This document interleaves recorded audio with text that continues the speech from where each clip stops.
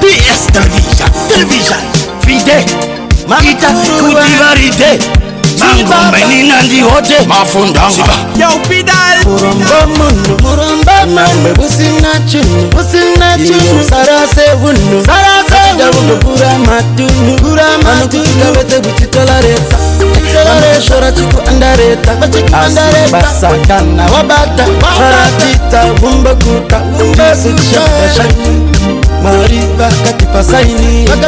Chese shawa faini Kisura kuruba kujoza twaini saka Mariba katinya pura kuita waini Nambaka kushunguruza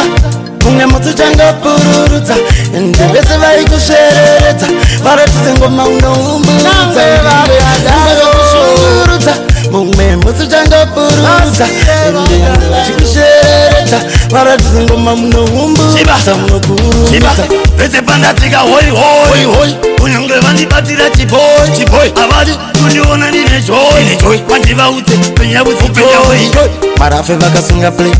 Roshanzaini Ndiko puwa pay Panichengeteza everyday Saka chona I must pray Dichingoti Notenda Kumashire kwanga ngandirinda yenda Azisa pesha kapenda Saka mango matenge nichiponda sika Nambaka kushunguza Unge matujanga buruza Ndembese vai kusherereta Paratuze ngoma unaumburuza Ndiwe Nambaka kushunguza Unge matujanga buruza Ndembese kusherereta Paratuze ngoma unaumburuza Unakururuza Mpenye wangu nge baiskopo Eze panatika tenge chikobokopo Dauti vano saiza kote pasopo Asi ukama augez Nezi poile pale Dauten rehole Opera kugole Baba aneya Dauten kuti inindokia Namondosi ya nekuti ndazia Dakuti njamakia Nambaka kushunguruza Munge mutu changa buruza Ndeze vai kusherereta Paratuze ngoma unaumburuza Nambaka kushunguruza Munge mutu changa buruza Ndeze kusherereta Paratuze ngoma unaumburuza Shungu Zebofu kudakuona Shungu Murwe achida kupona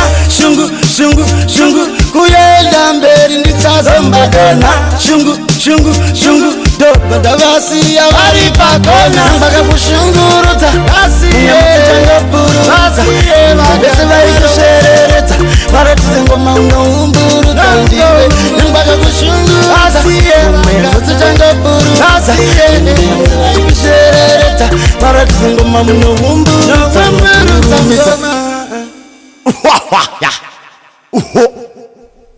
Yo Fidal